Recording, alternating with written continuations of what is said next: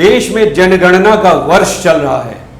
मेरा मतलब है कि हर 10 साल में होने वाली जनगणना का वक्त 2021 में पूरा हुआ है और फरवरी 2021 में देश की जनगणना होनी थी, लेकिन कोरोना के प्रकोप के कारण इसमें देरी हो गई।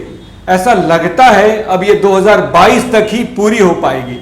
तो आज बात होगी इसी जनगणना पर कि क्यों हर सरकार ठुकरा रही है जातीय जनगणना और इस जातीय जनगणना से क्या होगा फायदा और नुकसान। जुड़े रहिए अंत तक। मैं हूं सुजीत कुमार और आप देख रहे हैं न्यूज जरा हटके।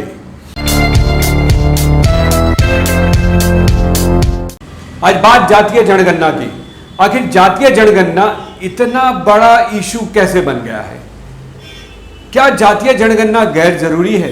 क्या जातीय जनगणना समय की बर्बादी के अलावा कुछ भी नहीं है? क्या जातीय जनगणना से जातीय द्वेष बढ़ेगा? ऐसे कई सवाल हमारे दिमाग में घूमते रहते हैं क्योंकि हमारे नेताओं के द्वारा ऐसा बोल बोलकर हमें बरगलाया जा रहा है। लेकिन सच्चाई है क्या? क्या सच में ऐसा है? इस बात का जवाब देने के पहले मैं आपको वो बात बताता हूं जो सरकार इस जातीय जनगणना का विरोध कर रही है। 2021 में जब यूपीए सरकार केंद्र में थी, उस वक्त लालू प्रसाद, मुलायम सिंह और शरद यादव जैसे नेता जो यूपीए सरकार में थे, इन लोगों ने जातीय जनगणना की मांग रखी थी और उस वक्त की विपक्ष यानी भाजपा ने इसे जबरदस्त समर्थन देते हुए इस मांग को जायज माना था। 2014 में भाजपा सरकार बनने के ठीक पहले एक कमेटी की अध्यक्षता करते हुए राजनाथ सिंह ने फिर से इस मांग पर अपनी मुहर लगाई थी। 2018 में भी तत्कालीन गृह मंत्री राजनाथ सिंह जातीय जनगणना के पक्ष में दिख रहे थे और इसकी औपचारिक घोषणा भी कर चुके थे कि 2021 में जातीय जनगणना होगी। कई प्रदेशों को इसकी संस्तुति भी भेज दी गई थी।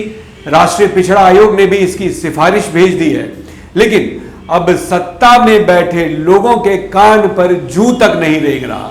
सरकार ने खुद ही अपने फैसले पर यू टर्न ले लिया है। यहां तक कि पिछले सप्ताह सरकार ने संसद में बयान तक दे दिया है कि आने वाली जनगणना में ओबीसी या सामान्य वर्ग की जातिगत गिनती नहीं होगी, जबकि पिछले 30 साल से इसकी बार बार मांग हो रही है। सेंसस रजिस्ट्रार जनरल ने भी इसकी सिफारिश की थी। आरक्षण पर सुनवाई कर रहे जजों ने भी ऐसे आंकड़ों की जरूरत को रेखांकित किया था, लेकिन वाजपेयी सरकार ने सेंसस के प्रस्ताव को ठुकरा दिया। मनमोहन सरकार ने ठुकराया तो नहीं, लेकिन हां इसे तड़का जरूर दिया है, जबकि सहयोगी दल जातीय जनगणना के समर्थन में थे। और अब मोदी सरकार अपनी ही घोषणा पर यू टर्न मार चुकी है। यहां मैं एक बात और याद दिलाना चाहूंगा कि ओबीसी आरक्षण के लिए करीब 1979 या यूं कहें तो उसके पहले से चीजें चल रही थी। 1979 में मंडल आयोग का गठन हुआ था और इस आयोग की सिफारिशों को लागू करने में सरकार को 10-12 साल लग गए। आपको याद होगा 1992 में 1992 में वीपी सिंह की सरकार गिर गई। सरकार गिरने का खैर बहाना जो भी हो, लेकिन मंडल आयोग लागू करने के बाद उनकी सरकार गिर गई, जो सत्य है। उस वक्त इस आरक्षण के विरोध में जबरदस्त आंदोलन हुआ था। हर दिन रेल, सड़क, संसद को बंद किया जा रहा था। लोग आत्मदाह कर रहे थे और न जाने क्या क्या। लेकिन जब 10% ईबीसी आरक्षण की बात आई तो 2 दिन के अंदर दोनों सदनों से प्रस्ताव पास करवाकर झट लागू भी करवा दिया गया। लेकिन कहीं कोई हंगामा, सड़क जाम या आत्मदाह की घटना नहीं हुई। इतना ही नहीं, कई ओबीसी और एससी नेताओं जैसे नीतीश कुमार, रामविलास पासवान ने इस बिल का समर्थन भी किया। लालू प्रसाद जैसे नेता या उनकी पार्टी ने भी इस बिल का विरोध नहीं किया। फिर ओबीसी आरक्षण पर इतना बवाल क्यों पिछले दिनों सिर्फ ओबीसी मंत्रियों द्वारा जो प्रधानमंत्री को नीट परीक्षा में आरक्षण का ज्ञापन देने के लिए गया था और अंततः 4 साल के अंतराल के बाद उसे पुनः लागू भी कर दिया गया। इस प्रतिनिधि मंडल में कुछ नॉन ओबीसी नेता भी जाते तो कितना अच्छा होता। अब सवाल यह भी उठता है कि पिछले 4 साल में जब तक यह आरक्षण हटा दिया गया था तो इस वर्ग के हुए नुकसान की भरपाई कौन करेगा, या सरकार में कोई है जो इसकी जिम्मेदारी लेगा? खैर, इस बात पर हम इस बात हम जातीय जनगणना की करें, अगर जातीय जनगणना होती है तो हमें यह पता चलेगा कि किस क्षेत्र में कौन सी जाति में कितना पिछड़ापन है, उनकी शैक्षणिक स्थिति कैसी है, कितने लोग आर्थिक रूप से सबल हैं। एक पूरा डाटा मिलेगा हमें, जिससे सरकार को उनके लिए नीति निर्धारण में सुविधा मिलेगी।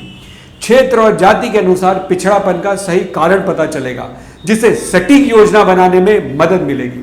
अब आप ही बताइए, मकान की गणना होती है, वो भी विस्तार से कि कितना कच्चा है, कितना पक्का है, कितना फूस आदि। जानवरों की गणना होती है कि कौन कौन से कितने जानवर हैं, अगर गाय है तो कौन कौन सी नस्ल की है, कितनी गायें हैं, मतलब हर प्रकार से विस्तार पूर्वक जानवरों की भी गिनती होती है।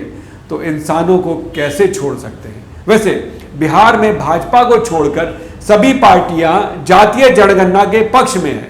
यहां तक कि सत्ता पक्ष की साझेदार पार्टी जदयू, जिस पार्टी से नीतीश कुमार बिहार के मुख्यमंत्री हैं, वो भी इस मसले पर अपने सहयोगी भाजपा के विरोध में खड़े हैं। सभी पार्टियां अपने अपने स्तर पर बिहार में इसे लागू करवाने में लगी हुई है। बिहार प्रतिपक्ष के नेता तेजस्वी यादव भी इस मसले पर मुख्यमंत्री नीतीश कुमार से मिल चुके हैं। वहीं बिहार की जन अधिकार पार्टी बिहार में जातीय जनगणना के प्रदेश अध्यक्ष राघवेंद्र सिंह कुशवाहा के नेतृत्व में लगातार अभियान छेड़े हुए हैं कि हम पूरे देश में जातीय जनगणना चाहते हैं। जातीय जनगणना इसलिए चाहते हैं कि जातीय जनगणना के आधार पर ही सारी नीति, सारा कार्यक्रम और सारी योजनाएं बनेगी।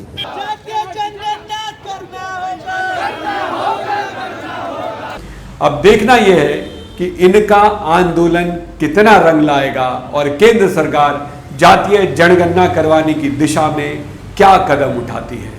तो ये थी हमारी रिपोर्ट जातीय जनगणना पर, ये कितनी जरूरी है और कितनी गैर जरूरी है। खैर, आप समझदार, इस रिपोर्ट के बाद आप तय कीजिए कि जातीय जनगणना हमारे लिए जरूरी है या नहीं।